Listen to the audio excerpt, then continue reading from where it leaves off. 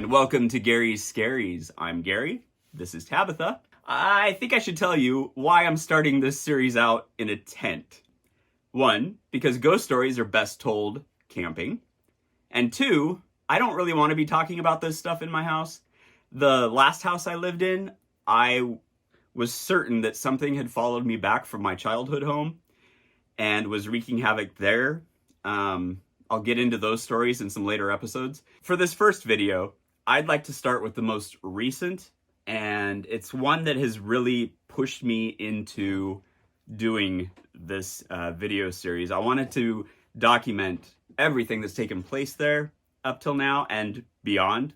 So here's to a new video series, my favorite spirit while talking about spirits. Cheers.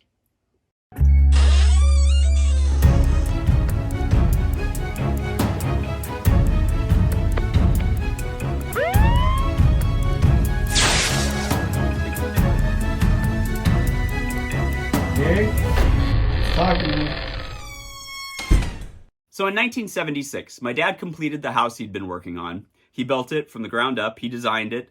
So the history of the house has always just been our family's. And although my grandmother, my mother, and my father have all passed away in the house, weird, unexplained events have been happening long before this. So at the end of August, beginning of September of 2019, my nephew went to go stay there on his way to the coast, to the Oregon coast. I was going to meet him over there and my brother to go camping. And we'll get to that more towards the end of the video when something happened when we were camping as well. So on his way to the Oregon coast, he and his wife and daughter stopped at the house. They went inside and they heard somebody walking around upstairs. Now, the second level has one bedroom on it. It was the bedroom that I grew up in. My nephew goes up there to check it out, and the door to my bedroom had been closed and was locked.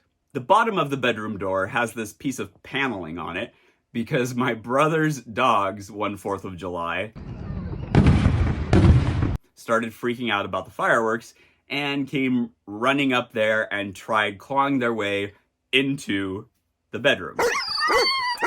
So there's just this piece of paneling on there that's just covering that up. And my nephew thought, hey, the best way to break into this bedroom would be to remove that piece of paneling. So as he's trying to take that off, from the other side of the door came up. This freaked him out a bit and thought, oh my God, there's squatters in the house. He runs back downstairs, calls 911. A few minutes later, about 20 to 30 officers show up at the house. Now, this is a small town. This is a very small town. And my parents' house is kind of in the outskirts. It's in the country by the airport there. So anyway, they get there.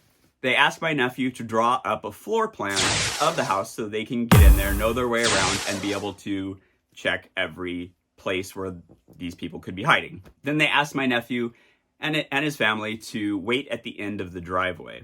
One of the officers starts speaking through a megaphone. We know you're in there. We have the house surrounded. Our dog will bite when he finds you. The officers that went upstairs to my old bedroom, they found the door was locked, as my nephew said. They knocked on the door, and just like what happened to my nephew, from the other side, boom! Immediately, the officers drew their guns. One of them kicked the door open, and there was nobody in there. There was nothing that could have fallen up against the door to make a noise. They searched the rest of the house. They searched outside, and about 3 hours later, on their way out, they told my nephew, we didn't find anybody in there, but we don't deal with ghosts. We don't deal with ghosts. We don't deal with ghosts. And they left. So him and his wife are standing in the living room, and they're debating on whether or not they actually wanted to spend the night there because it was so scary. As they were talking about this, from upstairs in my bedroom, the mirror that hung on the wall since my high school days never been taken down before, came crashing to the ground. So this got them so freaked out that they ran outside again.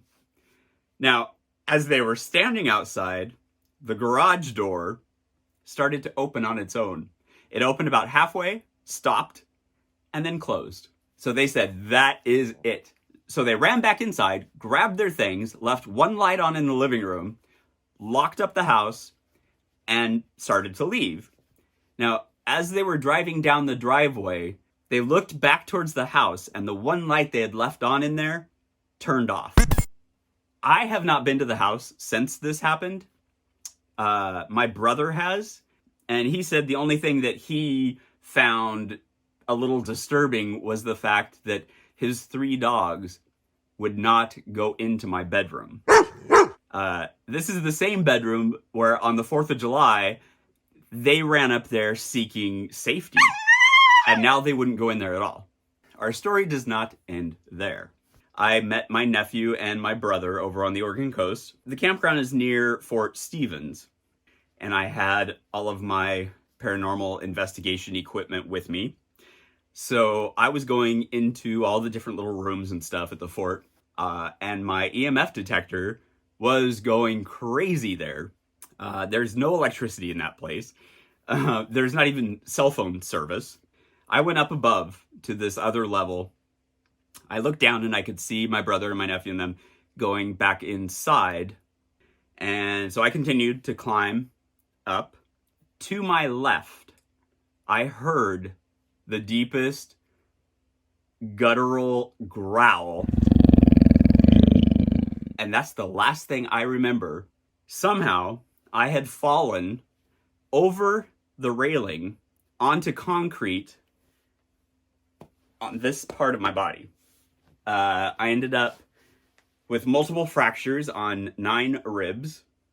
I broke my shoulder blade, my scapula, and I had a collapsed lung. I was actually airlifted to a hospital in Portland. There's so much that I don't remember about this, but I have this picture in my head of these people looking over me with a ceiling fan above them. And now I realize it was actually the helicopter propeller as I was getting loaded onto the thing. A few weeks later, my nephew sent me this picture claiming that he woke up with a pentagram scratched onto his chest.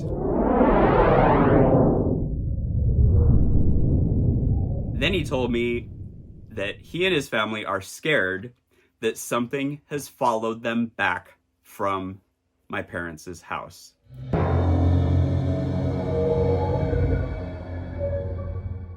Now, that just brings up all these memories and feelings of how I felt when I thought something attached to me and followed me back. I don't want to see the same thing happen to him. So that's it for this video number 1 of this new series. I am Gary, this is Gary's Scaries, and please come back next week as I start to take you a little bit further back in time and start really digging into some of these things that have happened and see if we can find some answers. How was that for our first video? Yay! Until next week. Boo.